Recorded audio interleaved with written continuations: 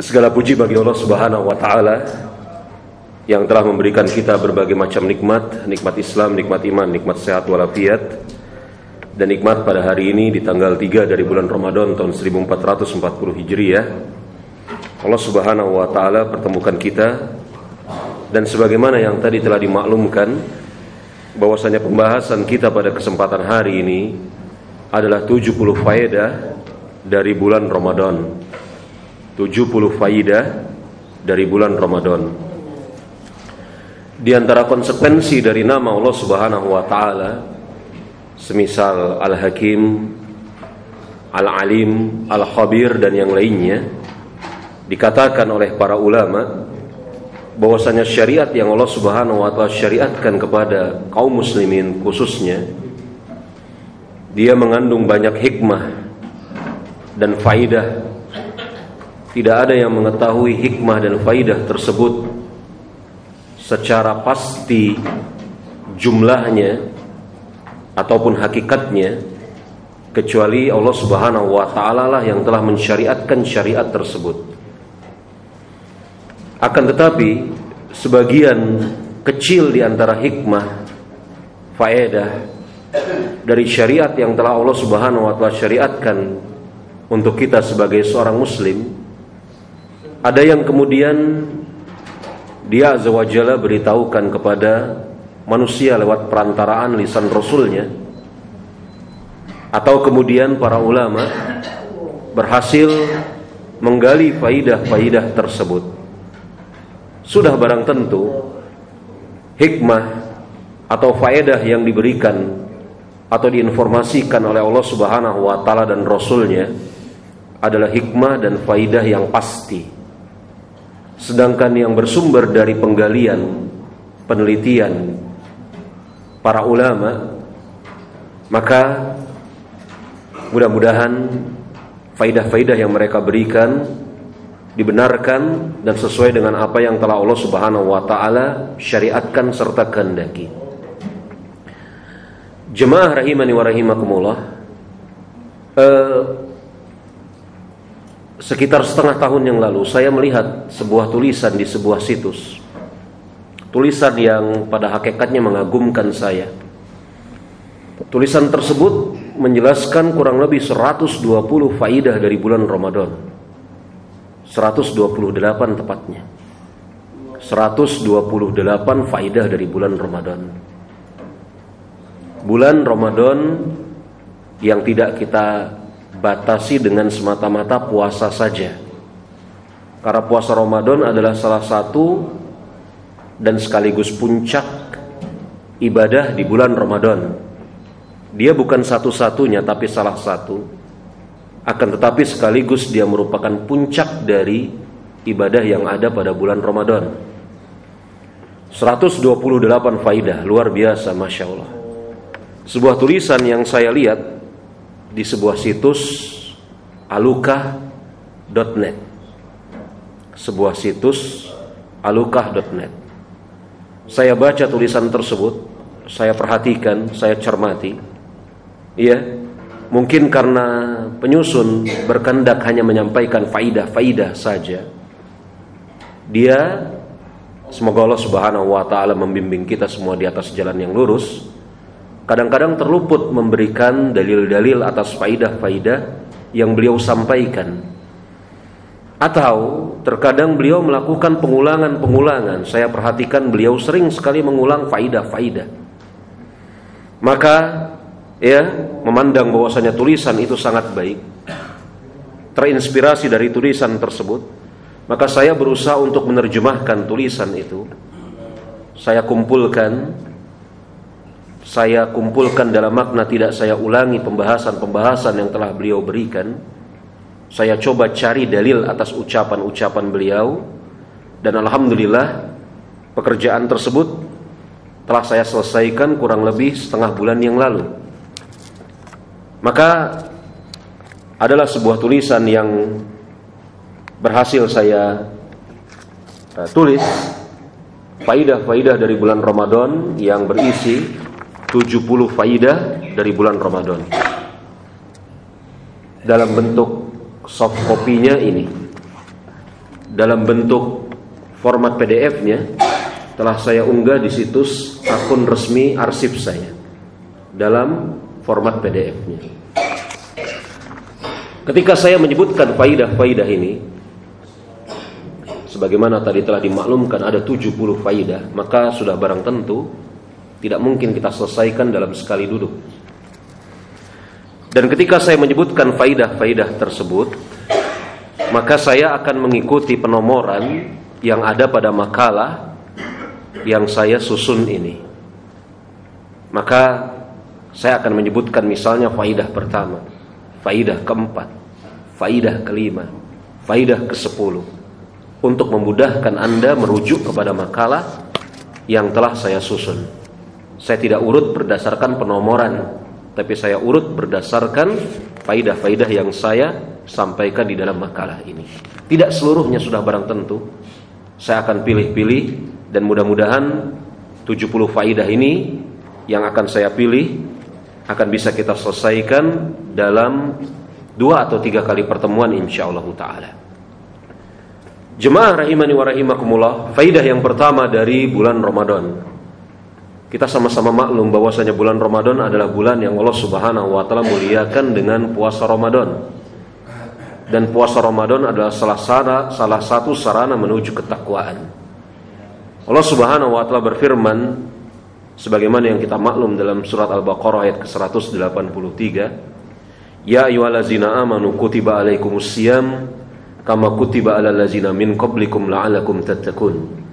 Wahai orang-orang yang beriman, diwajibkan atas kalian berpuasa sebagaimana diwajibkan atas orang-orang sebelum kalian agar kalian bertakwa. Ayat ini menunjukkan bahwasanya di antara faedah bulan Ramadan, khususnya puasa Ramadan, adalah menjadikan seorang hamba, seorang muslim mencapai derajat takwa. Takwa yang digambarkan oleh para ulama adalah engkau menjadikan antara dirimu dengan azab Allah Subhanahu wa taala suatu penghalang. Dikatakan oleh para ulama, semisal Imam Abdullah bin Aun, semoga Allah Subhanahu wa taala merahmati beliau, beliau mendefinisikan takwa dengan antaj'al bainaka wa baina azabillahi wiqayatan. Engkau menjadikan antara dirimu dengan azab Allah Subhanahu wa taala suatu penghalang. Takwa adalah engkau menjadikan sesuatu antara dirimu dengan azab Allah Subhanahu wa taala suatu penghalang. Puasa adalah sarana menggapai ketakwaan. Sebagaimana yang kita maklum ucapan Umar bin Abdul Aziz ketika beliau diminta mendefinisikan takwa. Umar bin Abdul Aziz beliau mengatakan takwa adalah engkau mengerjakan perintah dan meninggalkan larangan. Dan kita sama-sama maklum bahwasanya ketika seseorang berpuasa di bulan Ramadan, maka pada hakikatnya dia sedang mengerjakan perintah Allah Subhanahu wa taala, perintah untuk berpuasa. Dia pada hakikatnya sedang meninggalkan larangan yang Allah Subhanahu wa taala larang atas diri dia, larangan dari makan dan minum. Larangan dari berbagai macam hal yang bisa membatalkan puasa atau mengurangi, mencacati kadar kesempurnaan puasa.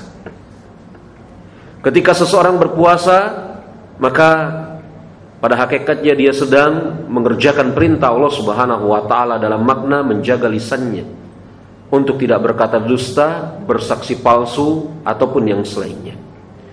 Ketika seseorang berpuasa, pada hakikatnya dia sedang meninggalkan larangan Allah Subhanahu wa taala dalam makna dia tidak melakukan perbuatan-perbuatan buruk, kemaksiatan atau yang semisalnya. Maka jemaah rahimani wa rahimakumullah, para ulama mereka mendefinisikan takwa dengan definisi yang beraneka ragam, tapi pada hakikatnya adalah takwa sebuah perbuatan yang engkau lakukan yang dengan sebab itu ada penghalang antara dirimu dengan azab Allah Subhanahu wa taala. Sebagian ulama mengumpulkan faidah-faidah dari takwa itu sendiri.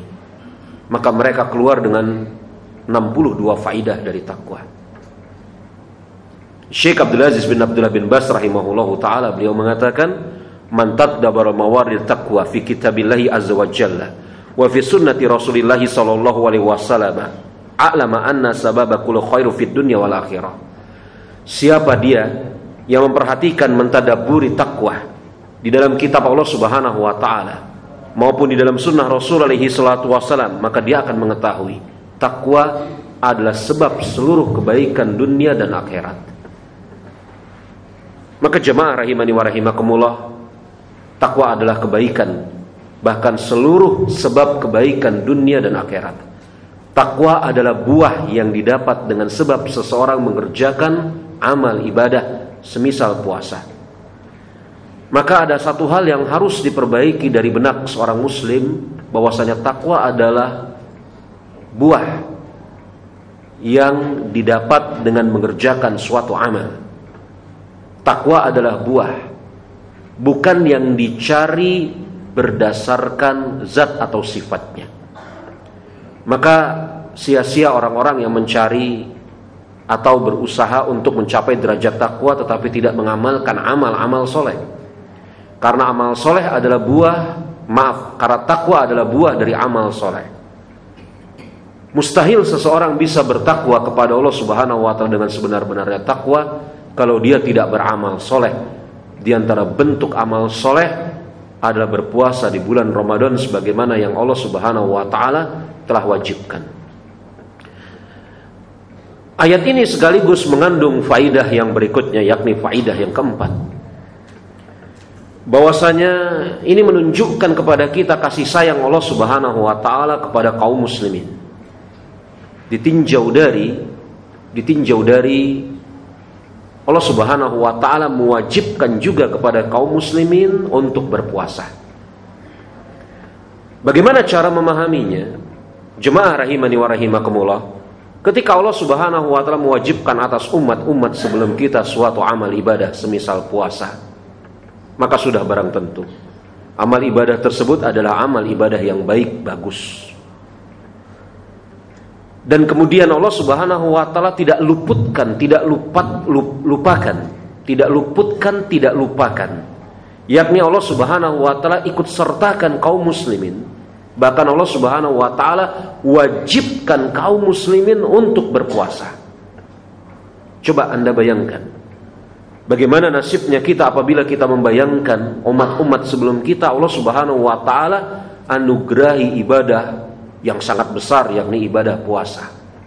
Tetapi kemudian kita sebagai umat Islam tidak Allah Subhanahu wa taala anugerahi, syariatkan ibadah yang sedemikian besar ini. Bagaimana kira-kira perasaan kita? Orang yang kemudian memiliki akal yang sehat, akal yang waras, sudah barang tentu akan bersedih. Akan tetapi Allah Subhanahu wa taala tidak luputkan kaum muslimin. Kalau ada amal-amal yang baik yang Allah Subhanahu wa taala syariatkan atas umat-umat sebelum kita, maka Allah Subhanahu wa taala pasti akan mensyariatkan amal-amal itu kepada diri kita, kaum muslimin. Inilah yang disepakati oleh para ulama ahli usul. Kebaikan-kebaikan yang disyariatkan oleh Allah Subhanahu wa taala untuk umat-umat sebelum kita, maka pasti juga disyariatkan untuk kita sebagai kaum muslimin. Bahkan pensyariatan tersebut datang dalam bentuk yang lebih baik, yang lebih sempurna. Ditinjau dari segi apa? Ditinjau dari segi Anda perhatikan. Ya. Kaum sebelum kita Allah Subhanahu wa taala syariatkan puasa, tetapi hanya dari satu jenis makanan. Kaum sebelum kita ada yang Allah Subhanahu wa taala syariatkan puasa, akan tetapi ya mereka berpuasa hanya satu hari saja, hari Sabat. Sampai sekarang mungkin sebagian sekte dari sekte-sekte Nasrani masih mengerjakan puasa Sabat ini. Ya, sebagian di antara orang-orang sebelum kita Allah Subhanahu wa taala syariatkan mereka untuk berpuasa tetapi 3 hari saja. 3 hari saja. Khususnya sekte Nasrani Katolik. Ya. Allah Subhanahu wa taala syariatkan mereka untuk berpuasa dalam 3 hari. Kamis putih, Jumat Agung, Sabtu Paskah. Seharusnya pada hari itu mereka berpuasa. Akan tetapi kenyataannya mereka tidak berpuasa pada hari-hari itu. Ya. Maka pada diri mereka terkumpul beraneka ragam keburukan. Keburukan yang pertama kekufuran, keburukan yang kedua tidak taat. Sudah kufur, tidak taat. Kalau kita lihat bahwasanya Allah Subhanahu wa taala mensyariatkan mereka berpuasa. Kamis Putih, Jumat Agung, Sabtu Paskah. Iya. Allah Subhanahu wa taala mensyariatkan atas umat-umat sebelum kita puasa, misalnya puasa 1 hari 1 malam. Tapi kira-kira kalau Allah Subhanahu wa taala mensyariatkan puasa hanya dari satu jenis makanan, bagaimana pengaruhnya kepada jiwa pribadi individu? Mungkin hampir tidak berpengaruh. Kalau kemudian misalnya kita angankan, ya, seseorang kemudian disyariatkan berpuasa dari satu jenis makanan, nasi misalnya, dia bisa menggantinya dengan selain nasi. Bukankah sedemikian? Dia tidak makan nasi, tapi yang lain boleh. Dia akan makan yang lain sebanyak-banyaknya untuk menggantikan nasi ini. Begitu juga dengan puasa yang hanya 1 hari atau 3 hari selama 1 tahun, selama 1 pekan. Maka kira-kira efek apa yang didapatkan dengan puasa yang hanya sebentar, 1 hari atau 3 hari? 1 hari selama sepekan, 3 hari selama setahun. Efek apa? Hampir tidak ada efeknya. Iya, hampir tidak ada efeknya. Karena kenapa? Jemaah rahimani wa rahimakumullah, manusia selain kemudian tumbuh, ya, karena dengan sebab lingkungan, manusia juga akan tumbuh dengan sebab kebiasaan. Maka Allah Subhanahu wa taala mensyariatkan atas kita kaum muslimin berpuasa dalam jangka waktu 29 atau 30 hari. Agar nilai-nilai puasa yang diinginkan oleh Allah Subhanahu wa taala dan Rasulnya itu tertanam dengan baik pada jiwa seorang muslim. Pembiasaannya insya Allah mencukupi 29 sampai 30 hari. Insya Allah mencukupi. Seseorang muslim dididik untuk berpuasa selama 29 atau 30 hari. Dia dididik untuk tidak bicara dusta. Dia dididik untuk tidak bersaksi palsu. Dia dididik untuk terus-menerus ikhlas dalam ibadah. Dia dididik dan seterusnya dan seterusnya dan seterusnya selama 29 sampai 30 hari. Proses yang seperti ini adalah proses pembiasaan yang diharapkan setelah keluar dari bulan Ramadan, seorang muslim akan menjadi lebih baik dari hari ke hari. Proses pembiasaan. Syariat Islam syariat yang sangat luar biasa adilnya. Iya. Makanya Rasul alaihi salatu wasallam ketika memerintahkan kepada orang tua untuk mendidik anak supaya mengerjakan sholat, Rasul perintahkan anakmu sholat di usia 7. Dan pukul ketika dia di usia 10. 7 sampai 10 tahun, 3 tahun untuk mendidik anak agar bisa terbiasa mengerjakan sholat. Proses pendidikan. Lalu bagaimana kemudian dengan puasa yang sehari semalam? Sudah barang tentu ini keluar dari fitrah manusia. Ya. Puasa sehari semalam atau 2 hari 2 malam, 3 hari 3 malam ini keluar, manusia akan semakin lemah, semakin lemah, semakin lemah. Puasa sehari semalam mungkin cocok buat para rahib, tapi tidak buat kaum muslimin. Kaum muslimin tidak tersifati sebagai kaum rahib, tapi mereka sebagaimana kata Imam Fudail bin Iyad, fursan fin nahar, ruhban fil lail. Kaum muslimin adalah singa di siang hari, rahibnya di malam hari. Kaum muslimin singa di siang hari, adapun di malam hari mereka menjadi rahib. Puasa sehari semalam, bayangkan puasa sehari semalam, 2 hari 2 malam, 3 hari 3 malam. Ini cocok buat para rahib, tidak buat singa-singa seperti kaum muslimin. Maka lihat Allah Subhanahu wa taala mensyariatkan puasa untuk umat-umat sebelum kita, dan Allah Subhanahu wa taala mensyariatkan puasa untuk umat Islam bahkan dengan syariat yang lebih baik, yang lebih sempurna. Ini konsekuensi dari firman Allah Subhanahu wa taala, "Al-yauma akmaltu lakum dinakum." Pada hari ini telah aku sempurnakan untuk kalian agama kalian. Termaksud puasa. Puasa dalam bentuk yang paling sempurna adalah apa yang dikerjakan oleh kaum muslimin, tidak oleh selain mereka. Jemaah rahimani wa rahimakumullah, faidah Yang kelima, ketika seorang muslim dia memperhatikan keadaannya pada hari ini seperti kita yang berkumpul di masjid ini, kaum muslimin yang ada di muka bumi pada hari ini. Ketika kaum muslimin memperhatikan kehidupannya pada hari ini dan dia menjumpai dia berada di bulan Ramadan, Syahrul Mubarak, bulan yang penuh dengan barokah, ya, maka mudah-mudahan akan timbul rasa cinta dia kepada Allah Subhanahu wa taala. Ditinjau dari apa? Ditinjau dari dia akan melihat maha pemurahnya Allah Subhanahu wa taala terhadap dirinya. Karena jemaah rahimani wa rahimakumullah, bersamaan dengan Allah Subhanahu wa taala tidak membutuhkan kita. Bersamaan dengan Allah Subhanahu wa taala tidak rugi apabila kita ini tidak ada di muka bumi. Bersamaan dengan Allah Subhanahu wa taala tidak mengalami keuntungan apabila kita berpuasa. Allah Subhanahu wa taala berikan kepada kita usia, umur, kesanggupan, kemampuan sehingga kita bisa menjumpai bulan Ramadan tahun ini. Kita sebagai muslim meyakini dengan seyakin-yakinnya puasa kita tidak menambah keuntungan Allah Subhanahu wa taala. Tidak puasanya kita tidak menyebabkan Allah Subhanahu wa taala rugi. Hidupnya kita tidak menambah kekuasaan kerajaan Allah Subhanahu wa taala. Matinya seluruh kita tidak menghilangkan status rajanya bagi Allah Subhanahu wa taala. Andai kata seluruh manusia ini dari awal sampai akhirnya mati semua, maka Allah Subhanahu wa taala tetap sebagai raja di raja. Tapi Anda perhatikan, Allah Subhanahu wa taala mengizinkan kita untuk menjumpai bulan Ramadan tahun ini. Bersamaan dengan itu kita lihat ada orang-orang di sekitar kita, mungkin karib kerabat kita, orang tua kita, anak kita, saudara kita, tetangga kita, yang kita jumpai pada tahun kemarin mereka masih bersama-sama kita, bahkan mungkin masih sholat tarawih, puasa, iktikaf, mengkhatamkan Al-Quran bersama kita, buka puasa bersama kita. Lalu di mana mereka tahun ini? Allah Subhanahu wa taala perintahkan kepada malaikat maut untuk mencabut nyawa-nyawa mereka. Dan kita meminta kepada Allah Subhanahu wa taala agar Allah Subhanahu wa taala merahmati kaum muslimin yang telah mati. Allahumma amin.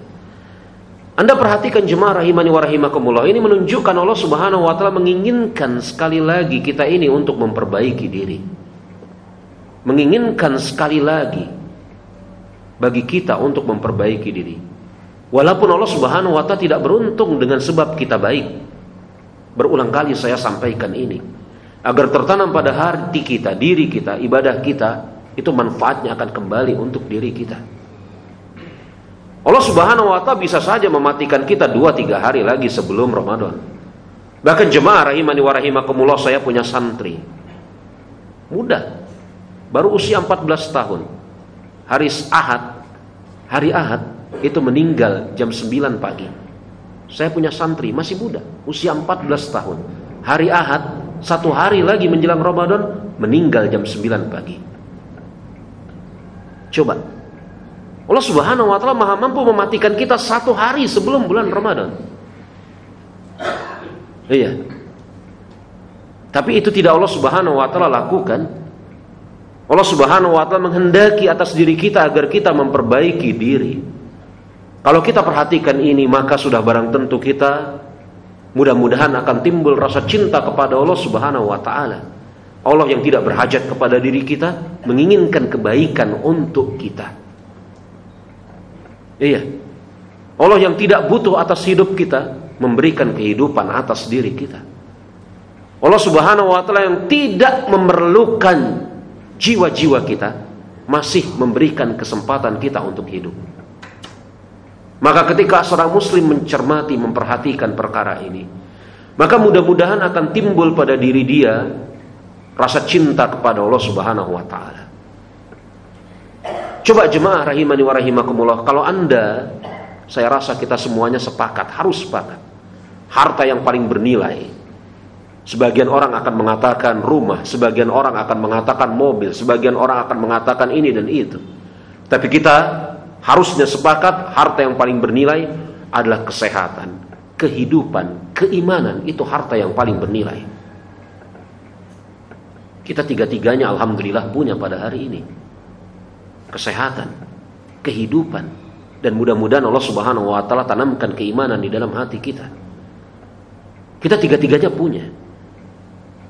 Kalau kemudian datang sebuah pertanyaan kepada diri saya dan Anda semua, mungkinkah orang yang telah mati? Alhamdulillah kita masih hidup. Sekali lagi alhamdulillah. Mungkinkah orang yang telah mati memiliki sebuah angan-angan, cita-cita? Saya sering lemparkan pertanyaan seperti ini. Dan pada kesempatan pertama di majelis yang saya lemparkan pertanyaan tersebut, hampir semuanya mengatakan mustahil orang mati punya angan-angan. Iya. Di mana-mana ketika saya lemparkan pertanyaan ini, mungkinkah orang mati punya angan-angan? Maka mereka biasanya akan mengatakan mustahil orang mati punya angan-angan. Tidak. Tapi Allah Subhanahu wa taala kisahkan bahwasanya orang mati punya sebuah cita-cita, punya sebuah keinginan, yang apabila keinginannya tersebut terwujud, dia akan mengerjakan apa yang dia angan-angankan.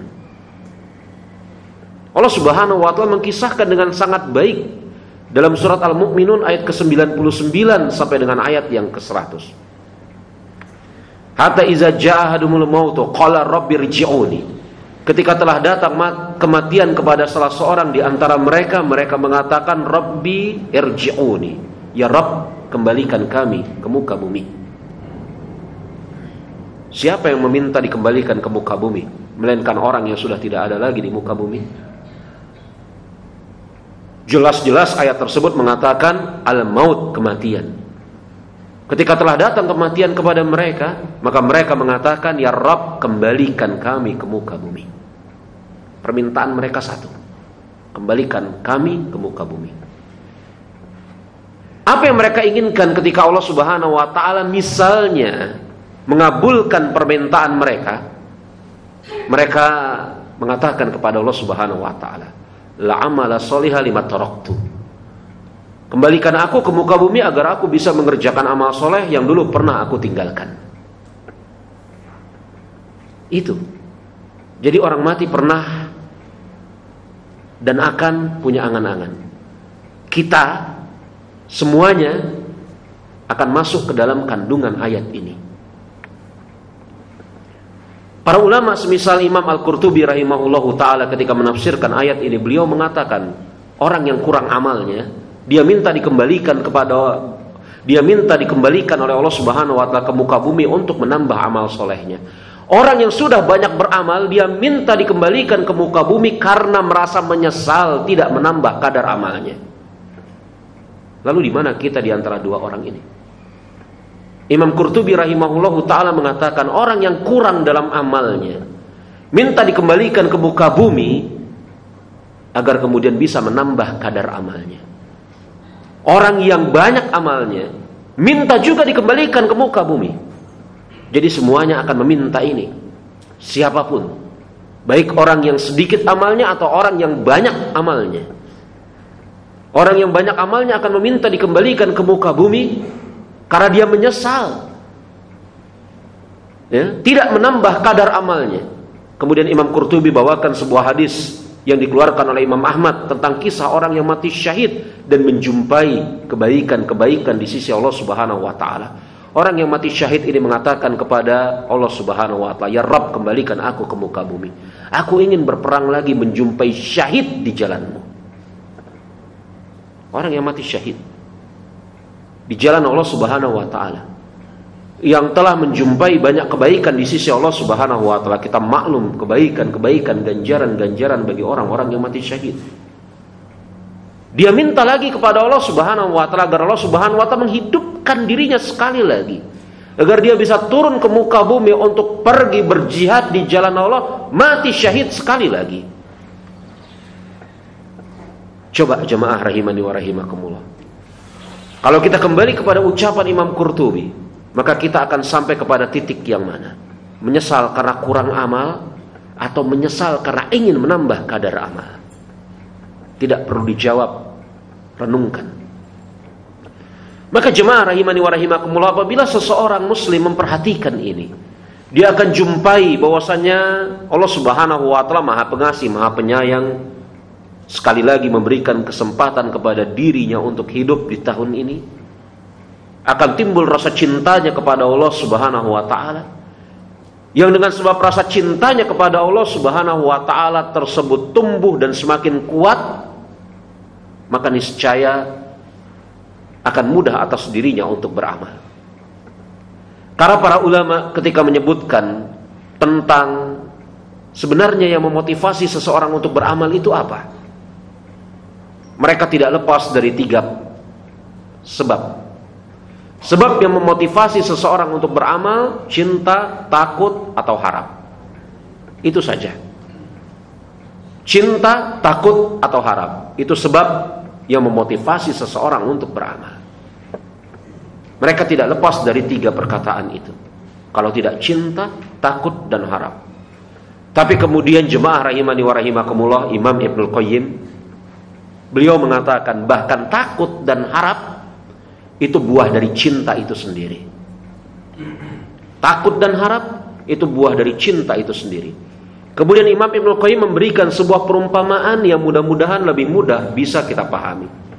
Ketika seseorang takut akan kematian, cinta, takut akan kematian, yakni dia cinta kepada dirinya, takut akan kematian, maka dia akan meninggalkan hal-hal yang bisa menjerumuskan dia kepada kebinasaan.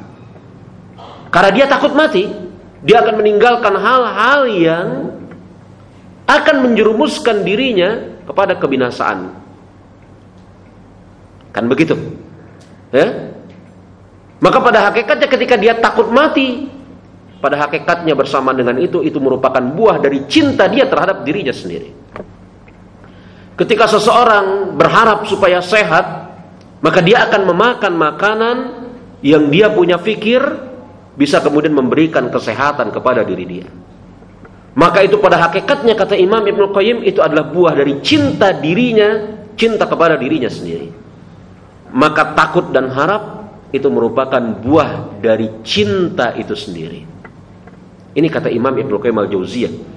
Kemudian dijelaskan dengan baik oleh Syekhul Islam Ibnu Taimiyah dalam sebuah risalah tipis yang berjudul Tuhfatul Iraqiyah. Jemaah, ketika seseorang telah cinta kepada Allah Subhanahu wa taala, yang di dalam cinta tersebut berkonsekuensi takut dan harap. Ini mazhab Ahlussunnah. Mazhab Ahlussunnah mengatakan cinta itu berkonsekuensi takut dan harap. Bukan cinta yang tidak ada takut juga tidak ada harap. Cinta berkonsekuensi takut dan harap. Ketika kemudian rasa cinta seorang hamba kepada Allah Subhanahu wa taala telah tumbuh di dalam dirinya, di dalam hatinya, maka akan mudah atas diri dia beramal. Kita sering ingat, mungkin zaman dulu kita pernah melakukan dalam bentuk yang lebih konyol, lebih jelek. Ketika kita cinta kepada seorang perempuan, gadis, betapa sabarnya kita berjalan jauh untuk menuju rumahnya. Ketika kita cinta kepada seorang perempuan, gadis, betapa sabarnya kita berdiri untuk menunggu di depan pintu rumahnya ketika dikabarkan dia tidak ada, sedang di rumah. Ketika kita cinta kepada seorang gadis, maka terbayang-bayang ada sebuah bait lagu, gunung didaki, laut diseberangi, begitu. Cinta itu motivasi yang amat besar, sehingga ketika manusia kemudian telah timbul rasa cintanya kepada sesuatu, maka niscaya dia akan kehilangan rasa lelah, capek, dan letihnya. Anda bayangkan jemaah, bagaimana ulama salaf kita kira-kira bisa mengkhatamkan Al-Quran di bulan Ramadan selama 1 bulan 60 kali. Apa mereka nggak capek? Apa mereka nggak letih? Bagaimana coba Anda bayangkan jemaah rahimani wa rahimakumullah, waktu perang Qadisiyah, para sahabat Rasul alaihi salatu wasallam mengepung benteng di Qadisiyah selama hampir 100 hari siang dan malam. Apa mereka nggak capek? Apa mereka nggak letih? Capek letih seperti kita. Tapi capek dan letih itu hilang semua dengan sebab rasa cintanya yang menggelora kepada Allah Subhanahu wa taala. Cita-citanya tinggi, Seperti kata Al-Mutanabbi. Al-Mutanabbi, beliau rahimahullahu ta'ala mengatakan, "Idza kana nufusun kibaran." Apabila jiwa itu jiwa yang besar, kata Imam Al-Mutanabbi, apabila jiwa itu jiwa yang besar, maka akan letih jasad dibuat untuk mengikutinya. Jadi capeknya badan itu karena mengikuti jiwa yang besar tersebut. Maka jemaah rahimani wa rahimakumullah, perhatikan ini. Ini kesempatan yang amat baik bagi diri kita untuk memperbaiki diri di bulan Ramadan. Karena bisa jadi tahun depan kita nggak menjumpai bulan Ramadan tersebut. Lalu kita semuanya harusnya sama-sama sepakat. Perjalanan waktu tidaklah membuat tubuh ini kecuali makin lama makin bertambah lemah. Apalagi orang-orang yang mungkin, maaf ya Pak ya, termaksud saya, usianya sudah di atas 40. Saya udah di atas 40, jadi sah-sah saja saya ngomong kayak gini. Kita merasakan, ya, makin lama perjalanan waktu itu makin menambah tubuh kita bertambah lemah. Maka kata Imam Fudail bin Iyad, apabila perjalanan waktu semakin lama semakin menambah bertambahnya lemah tubuhmu, lalu dengan alasan apa? Kesempatan amal soleh engkau tunda. Ucapan luar biasa dari Imam Fudail bin Iyad. Apabila perjalanan waktu semakin lama semakin membuat bertambah lemah tubuhmu, lalu dengan alasan apa? Engkau menunda kesempatan untuk beramal soleh. Bisa jadi tahun depan kita nggak sanggup puasa, Pak. Bisa jadi tahun depan kita udah nggak sanggup lagi baca Quran. Bisa jadi tahun depan kita udah nggak sanggup lagi i'tikaf. I'tikaf butuh tenaga, butuh yakni pinggul yang kuat untuk duduk, betul? Kita berharap sehat sampai tahun depan. Tapi bisa jadi itu enggak. Bisa jadi, maaf, muncul ambeien wasir pada diri kita.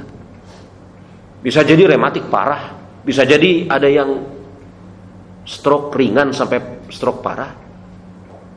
Buat apa kesempatan beramal soleh ditunda ketika waktu semakin lama bergulir, semakin menyebabkan tubuh kita bertambah lemah. Manfaatkan kesempatan ini. Cermati keadaan ini. Allah Subhanahu wa ta'ala mengizinkan kita untuk hidup. Maka jangan sia-siakan hadiah yang besar yang Allah Subhanahu wa ta'ala berikan kepada kita. Kehidupan ini hadiah dari Allah. Jangan sia-siakan itu. Iya, kita nggak pernah minta hidup. Allah Subhanahu wa ta'ala berikan kepada kita. Iya.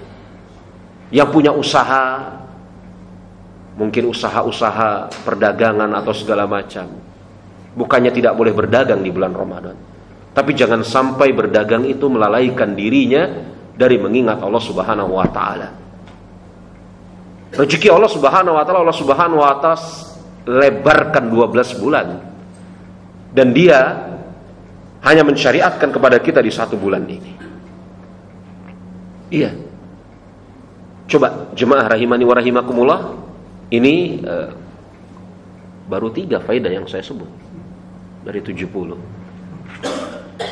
Taib, ya seperti itulah. Mudah-mudahan kesempatan yang berikutnya bisa saya lanjutkan. Mungkin ada pertanyaan, saya persilahkan. Kalau ada pertanyaan, saya persilahkan.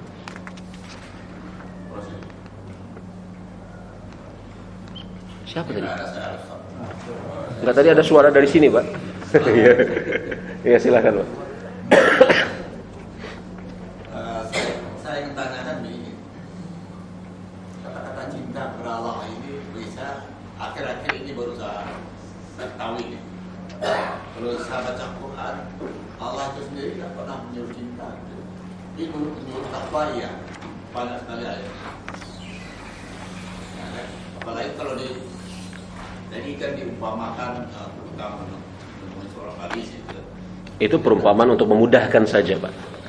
Enggak, tapi saya terpegang pada Al-Quran.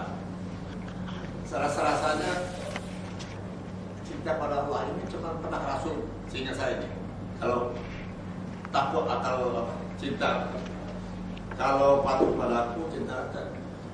Kalau cinta. Qul in kuntum tuhibbunallaha fattabi'uni yuhibbukumullahu wa yaghfir lakum dzunubakum. Ali Imran ayat ke-31.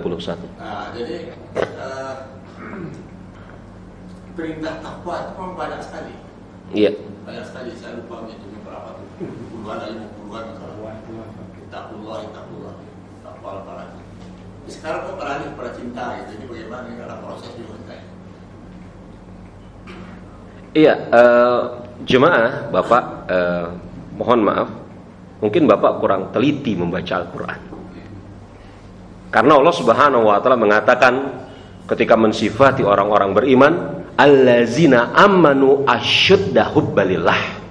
Adapun orang-orang beriman sangat besar cintanya kepada Allah. Ada itu dalam surat An-Nisa. Ya, ada Ustaz, tapi sedikit sekali. Lah iya, bukan berarti tidak ada. Tadi saya bilang ada, cuma saya lupa. Iya, bukan berarti tidak ada. Itu yang pertama. Dan kemudian sedikit atau banyak itu tidak menjadi masalah di sisi Ahlussunnah wal Jamaah. Satu ayat saja itu cukup sebagai dalil. Cukup. Sebagaimana ayat tentang poligami itu cuma satu dalil. Nggak mesti ada di dalam ini, dalam itu. Nggak mesti. Ayat poligami itu cuma dalam satu ayat, Pak. Iya kan? Fankihu ma tabalakum minan nisa masna wa thulatha wa ruba'. Cuma di dalam ayat itu saja. Tapi para ulama bersepakat poligami adalah syariat dari syariat Allah Subhanahu wa Ta'ala. Cuma satu padahal ayatnya. Ini yang saya berikan contoh poligami ini karena sesuatu yang mungkin pertama dekat dengan isu-isu kekinian belakangan ini, ya, karena ada sebagian orang-orang yang tidak punya akal ingin menolak syariat Allah Subhanahu wa Ta'ala, diantaranya syariat poligami, gitu. Yang kedua, mungkin syariat, kenapa saya ambil contoh poligami, yakni apa? Mungkin ini topik yang menarik buat kita semua. Ya, baru dalam kadar menarik lah. Artinya cukup dalam satu ayat. Adapun orang-orang yang beriman sangat besar cintanya kepada Allah. Nah, gitu. Itu cuma dalam satu ayat. Kalau saya tidak salah itu An-Nisa ayat ke-60 sekian. Allazina amanu asyudda hubbalillah.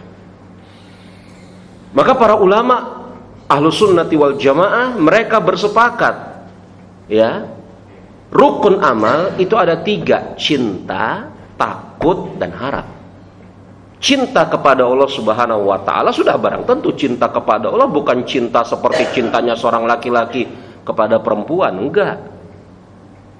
Begitu ya? Bukan.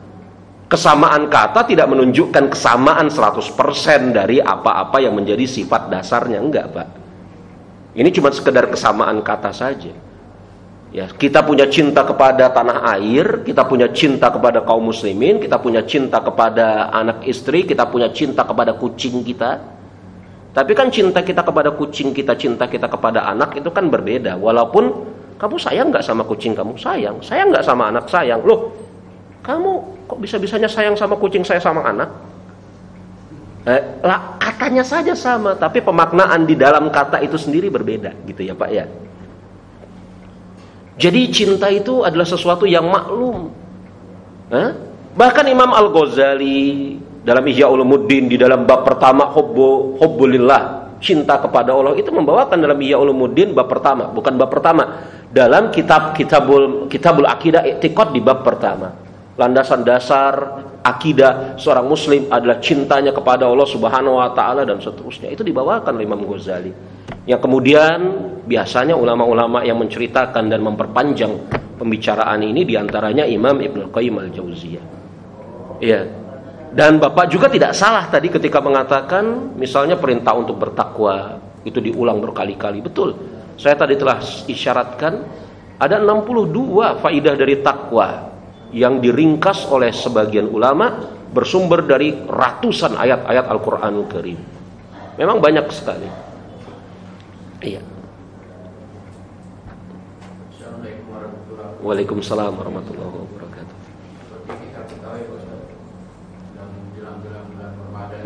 Apa Pak? Menjelang Ramadan? Iya. Menjelang bulan Ramadan Betul. Iya. Sedangkan di luar bulan Ramadan jarang sekali mengajukan membaca Al-Quran. Nah pertanyaannya, apakah ada pahala khusus bagi orang yang membaca Al-Quran di bulan Ramadan ini? Pahala khusus. Kemudian yang kedua, ada yang mengatakan bahwa segala ibadah yang dilakukan di bulan Ramadan dilipat gandakan. Adakah dari Syafi'i yang hukum ini, Ustaz? Terima kasih. Iya. Iya, jemaah rahimani wa rahimakumullah. Memang kita sering melihat, mendengar, dan ini fenomena ya. Ketika menjelang bulan Ramadan, di antara bentuk targhib Ramadan disampaikan anjuran-anjuran untuk yakni membaca Al-Quran, bersedekah, betul ya, yang semisalnya, sehingga mungkin pada diri kaum muslimin ada yang memiliki bayangan membaca Al-Quran itu disyariatkannya hanya pada bulan Ramadan saja dengan sebab ceramah-ceramah seperti itu. Mungkin juga ada kaum muslimin yang punya bayangan bahwasanya dengan sebab ceramah-ceramah seperti itu mereka hendak mengingatkan agar semakin menambah kuantitas bacaan Al-Qur'annya. Tapi apa yang Bapak sampaikan tadi memang mungkin sekali ada pada diri sebagian kaum muslimin yang dengan sebab itu menganggap baca Al-Qur'an itu hanya di bulan Ramadan saja. Iya.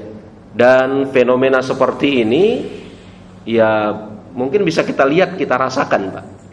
Begitu ya. Lalu pertanyaannya, apakah ada kekhususan tertentu berupa ganjaran pahala, dalil yang jelas dan tegas, begitu maksud Bapak bukan? Yang menyebutkan tentang keutamaan membaca Al-Quran di bulan Ramadan? Jawabannya, dalil yang jelas dan tegas tentang keutamaan berupa ganjaran sekian membaca Al-Quran di bulan Ramadan itu tidak ada. Tapi isyarat-isyaratnya banyak. Iya, isyarat-isyaratnya banyak. Ketika saya sampaikan isyarat-isyaratnya banyak di sini, bukan dalam arti, dalam makna tidak baca Quran di luar bulan Ramadan ya Pak ya. Ini salah. Ini salah. Al-Quran itu dibaca di luar bulan Ramadan, di dalam bulan Ramadan. Di dalam bulan Ramadan ditambah lagi kualitasnya. Ada sebuah hadis yang diriwayatkan oleh Imam Bukhari dan Imam Muslim dari Fatimah radhiyallahu anha, yang beliau mendapatkan kabar dari ayahnya yakni Rasul alaihi salatu wassalam, bahwasanya Jibril setiap tahun datang ke Rasul alaihi salatu wassalam pada bulan Ramadan untuk memperdengarkan bacaan Al-Quran kepada Rasul dan untuk mendengarkan bacaan Al-Qurannya Rasul. Setiap tahun sekali pada bulan Ramadan. Adapun pada tahun beliau wafat, begitu, yakni tahun terakhir kehidupan Rasul alaihi salatu wasallam, kita maklum Rasul wafat setelah bulan Ramadan. Iya kan? Rasul wafat setelah bulan Ramadan, bahkan setelah bulan haji. Maklum itu. Ya. Adapun setelah di tahun wafatnya Rasul alaihi salatu wasallam, kata Fatimah, Jibril datang sebanyak 2 kali di bulan Ramadan. Nah, hadis ini ditangkap oleh para ulama sebagai sebuah isyarat keutamaan yang lebih di dalam membaca Al-Quran di bulan Ramadan. Karena bisa jadi dan bisa saja Allah Subhanahu wa ta'ala mengizinkan Jibril untuk datang selain di bulan Ramadan kepada Rasul. Kan begitu ya. Pemilihan bulan Ramadan untuk yang pertama, Allah Subhanahu wa ta'ala turunkan Al-Quran di dalamnya. Yang kedua, Allah Subhanahu wa ta'ala memerintahkan Jibril untuk datang kepada Rasul, memperdengarkan bacaan dan mendengarkan bacaan Rasul. Ini sudah barang tentu mengisyaratkan akan kelebihan bulan Ramadan dibanding bulan yang lain. Begitu. Tapi dalil ini dalil isyarat, Pak. Adapun ganjarannya, begitu. Misalnya baca Quran di bulan Ramadan ganjarannya sekian puluh kali lipat, itu memang tidak ada. Tapi dalil isyarat ini dipahami oleh para ulama tentang keutamaan memperbanyak membaca Al-Quran di bulan Ramadan. Makanya para ulama, ya, mereka silang sengketa pendapat, bolehkah mengkhatamkan Al-Quran sebagaimana yang pernah dikerjakan oleh Imam Syafi'i 60 kali di bulan Ramadan, berarti 1 kali khatam setengah hari. Ya, Padahal bersamaan dengan itu Rasul alaihi salatu wasallam pernah melarang seorang sahabat yang bernama Abdullah bin Amr bin As untuk mengkhatamkan Al-Quran kurang dari 3 hari. Rasul mengatakan, sungguh tidak akan mampu seseorang memahami Al-Quran kurang dari 3 hari. Hadis ini dianggap oleh para ulama akan makruh, bahkan sebagian menghukumi haram mengkhatamkan Al-Quran kurang dari 3 hari. Tapi kenyataannya seperti Imam Syafi'i, Imam Malik, Imam Bukhari yang mengeluarkan hadis ini mengkhatamkan 17 kali dalam sebulan. Imam Bukhari yang mengeluarkan hadis ini dalam sahihnya mengkhatamkan Al-Quran 17 kali dalam sebulan. Riwayat-riwayatnya sahih. Lalu apakah mereka tidak faham tentang riwayat yang mereka bawakan? Ataukah mereka bersengaja melanggar larangan Rasul? Padahal mereka ulama-ulama, imam-imam seperti itu yang kita maklumi kedudukannya. Maka uzur yang paling baik yang diberikan oleh Imam Ibn Rajab. Kata Imam Ibn Rajab, ya, sesungguhnya larangan mengkhatamkan Al-Quran kurang dari 3 hari adalah bagi orang yang terbiasa mengkhatamkan Al-Quran kurang dari 3 hari. Jadi dia punya kebiasaan mengkhatamkan kurang dari 3 hari. Ini terlarang. Ini makna pertama, kata Imam Ibn Rajab. Atau, ya, ketika menggabungkan antara hadis tersebut dengan perbuatan para ulama, Imam Ibn Rajab mengatakan diperbolehkan mengkhatamkan bahkan kurang dari 3 hari bagi orang-orang yang kemudian berada di Mekah, bagi penduduk yang bukan penduduk Mekah, atau bagi orang-orang yang berada di bulan Ramadan, untuk memanfaatkan waktu dan tempat yang utama. Dan inilah yang dipahami oleh Imam Ahmad, Imam Ishaq, dan yang lainnya, kata Imam Ibn Rajab. Jadi dari sini kita bisa lihat para ulama mereka menangkap isyarat ini, walaupun dalil secara tegasnya nggak ada ya Pak ya, nggak ada dalil secara tegasnya. Mereka menangkap isyarat ini, bahwasanya di bulan Ramadan harus lebih diperbanyak membaca Al-Quranul Karim. Mereka menangkap isyarat ini dengan baik, maka mereka membaca Al-Quran sebanyak-banyaknya. Makanya kalau saya ditanya mana yang lebih utama di bulan Ramadan, memperbanyak mengkhatamkan Al-Quran dengan konsekuensi tidak tadabbur, atau ya tidak khatam bersamaan dengan tadabbur, saya akan jawab lebih utama memperbanyak mengkhatamkan Al-Quran tanpa tadabbur. Karena ini bulan Al-Quranul Karim, Syahrul Quran ini. Tadabburnya nanti di luar bulan-bulan lain. Begitu. Ya. Lalu kelebihan-kelebihannya secara tegas jelas ya tidak ada, Pak. Tidak ada. Tapi ini sekaligus juga informasi yang bagus sekali yang mengingatkan kita seharusnya dai-dai kita semua itu akrab dengan kitab Allah Subhanahu wa taala ini setiap saat, setiap waktu, setiap hari, bukan hanya di bulan Ramadan saja. Dai-dai juga fungsinya di antara faedahnya mereka menyampaikan ini ya, yakni di setiap saat, di setiap waktu ada kesempatan mereka menjadi contoh atas umat yang menampakkan keakraban mereka terhadap kitab Allah Subhanahu wa taala, menyeru umat untuk akrab dengan kitab Allah Subhanahu wa taala walaupun bukan di bulan Ramadan. Ya? Kan begitu kata Rasul alaihi salatu wasallam. Beliau yakni Rasul alaihi salatu wasallam mengatakan, "Innal Qur'an ya'ti yaumal qiyamah syafi' li ashabihi." Sesungguhnya Al-Qur'an ini akan datang nanti pada hari kiamat sebagai pemberi syafaat li ashabihi, bagi sahabatnya.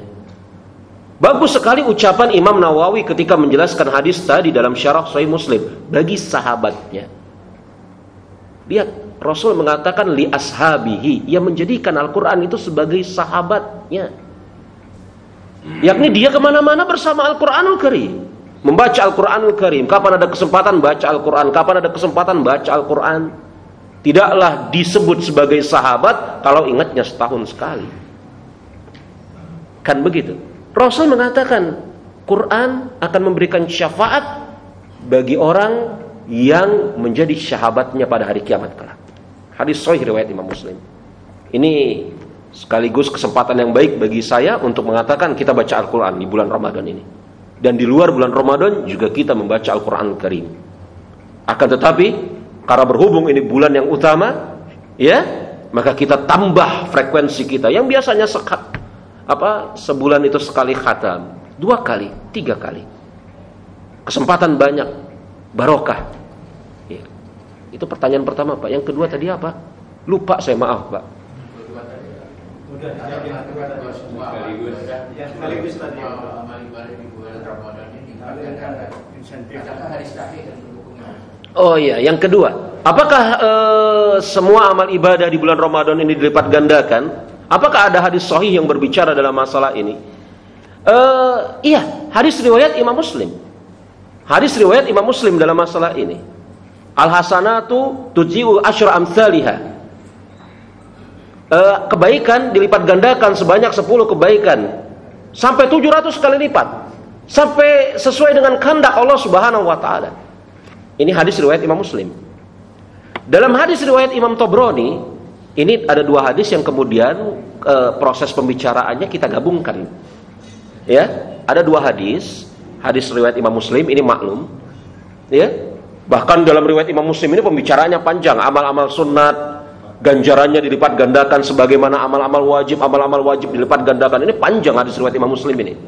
Di sana ada hadis riwayat Imam Tabrani, tapi hadis riwayat Imam Tabrani ini isyarat. Kalau riwayat Imam Muslim jelas kepenunjukannya.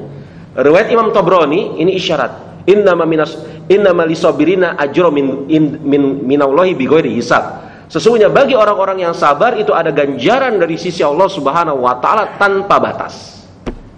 Ini hadis riwayat Imam Tabrani. Sesungguhnya bagi orang-orang yang sabar itu ada ganjaran di sisi Allah Subhanahu wa taala tanpa ada batas. Jadi penyebutan 10 sampai 700 kali lipat itu bukan penyebutan batas minimal, batas maksimal. 700 itu bukan maksimal, Pak. Karena kenyataannya Rasul mengatakan bagi orang-orang yang sabar ada ganjaran tanpa batas. Begitu ya? Bagi orang-orang yang sabar ada ganjaran tanpa batas. Tanpa batas ini artinya lebih dari 700 dong. Kan begitu.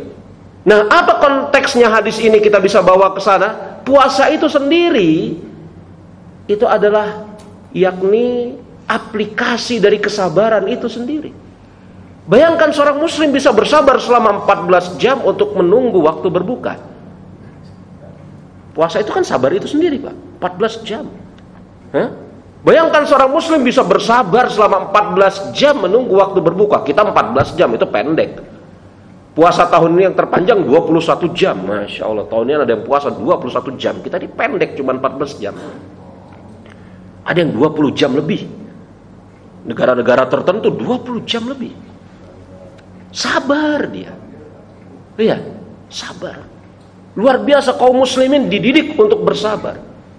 Dididik untuk bersabar. Makanan ada di hadapannya, karena dia tahu itu lagi haram karena belum waktunya, dia bersabar.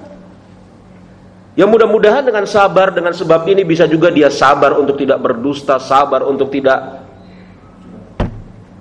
Itu konsekuensi dari puasa yang diinginkan oleh Allah Subhanahu wa taala. Maka kalau kita gabungkan hadis ini, hadis riwayat Imam Muslim dengan hadis riwayat Imam Tabrani, ini menunjukkan kepada kita amal ibadah seorang muslim di bulan Ramadan itu dilipat gandakan secara isyarat. Allahu a'lam bishawab. Ini pembicaraan kita. Saya kira hadis yang disampaikan Ustaz itu hadis berlaku umum ya. Tidak khusus untuk bulan Ramadan. Hadisnya itu umum. Jadi suatu orang berbuat kebaikan. Oh, kalau hadis riwayat Imam Muslim itu khusus, Pak. Umum. Jadi tidak disampaikan untuk bulan Ramadan. Demikian juga untuk sabar. Sabar itu kita tidak hanya di bulan Ramadan, di luar bulan Ramadan juga kita. Betul, tapi hadis riwayat Imam Muslim itu khusus, Pak. Itu kan tentang Ramadan. Ya, hadisnya tidak spesifik. Iya. Kalau hadis riwayat Imam Tabrani tentang sesungguhnya bagi orang-orang yang sabar. Bulan Ramadan juga berlaku hadis itu. Betul, tapi kalau hadis riwayat Imam Muslim tadi itu khusus. Pahala ganjaran sunat dilipat gandakan. Salah sebut saya. Pahala ganjaran sunat dinilai sebagai wajib, yang wajib dilipat gandakan. Itu di bulan Ramadan itu. Hadis riwayat Imam Muslim tadi. Itu khusus bulan Ramadan. Belum lagi kemudian di sana ada hadis riwayat Imam Tabrani. Kan begini, hadis riwayat Imam Muslim itu kan hanya berbicara tentang ganjaran sunat amal sunat diganjar dengan ganjaran wajib. Kan begitu. Yang wajib dilipat gandakan. Kan timbul pertanyaan mungkin pada diri seorang, loh ini berarti kan amalan yang sunat dan wajib saja. Lalu amalan-amalan yang mubah atau amalan-amalan yang bisa jadi ini antara sunat dengan wajib masih berbeda pendapat, bagaimana? Maka di sana ada kaidah umum yang Rasul sampaikan, sesungguhnya bagi orang-orang yang sabar itu ada ganjaran tanpa hisab, tanpa batas. Ini kaidah umum di luar bulan Ramadan, apalagi di bulan Ramadan. Belum lagi hadis riwayat Imam Muslim tadi menunjukkan secara jelas dan tegas ini di bulan Ramadan. Sesungguhnya kebaikan itu dibalas dengan 10, dibalas dengan 10 sampai 700 kali lipat. Kan Allah mengatakan, ya, asyamuli wa ana adzi bihi, puasa itu untukku dan aku yang akan mengganjarnya, kata Allah Subhanahu wa taala. Puasa.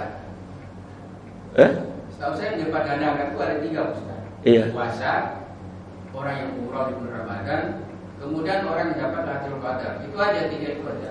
Lainnya di saya masih abu-abu, maksud saya. Lainnya itu hadisnya masih abu-abu, enggak jelas. Iya, Pak. Di situ ya pentingnya ilmu usul fikih, Pak. Di situ pentingnya ilmu usul fikih. Mengapa saya bawakan tadi kepada Bapak hadis riwayat Imam Tabrani? Hadis riwayat Imam Tabrani ini melengkapi hadis tadi. Di sana pentingnya ilmu usul fikih. Seseorang yang kemudian, saya tidak salahkan kalau ada yang berpendapat seperti itu, apalagi kalau misalnya dia mengikuti mazhab Zohiriyah, lain masalah ya. Ada memang sebagian orang gitu ya, sebagian ulama, teksnya hanya seperti ini. Maka selain itu tidak, memang ada ulama-ulama yang mengikuti mazhab itu, mazhab Zohiriyah. Nah, pemuka mazhab Zohiriyah ini namanya Imam Daud Az-Zohiri. Ulamanya dari mazhab Zohiriyah namanya Imam Ibnu Hazm. Ada memang. Iya. Tapi mazhab Zohiriyah ini banyak kritikan di dalamnya. Di sana pentingnya kita memperhatikan ilmu usul. Kadang-kadang di sini tidak diterangkan, tapi di sana ada isyarat yang menunjukkan saling mengumpulkan, saling melengkapi. Begitu. Allahu a'lam bishawab. Kapan-kapan kita bahaslah itu ya, Pak ya. Subhanakallahumma wa bihamdika asyhadu an la ilaha illa anta astaghfiruka wa atubu ilaik. Khorda'wana alhamdulillahirabbil alamin. Assalamualaikum warahmatullahi wabarakatuh.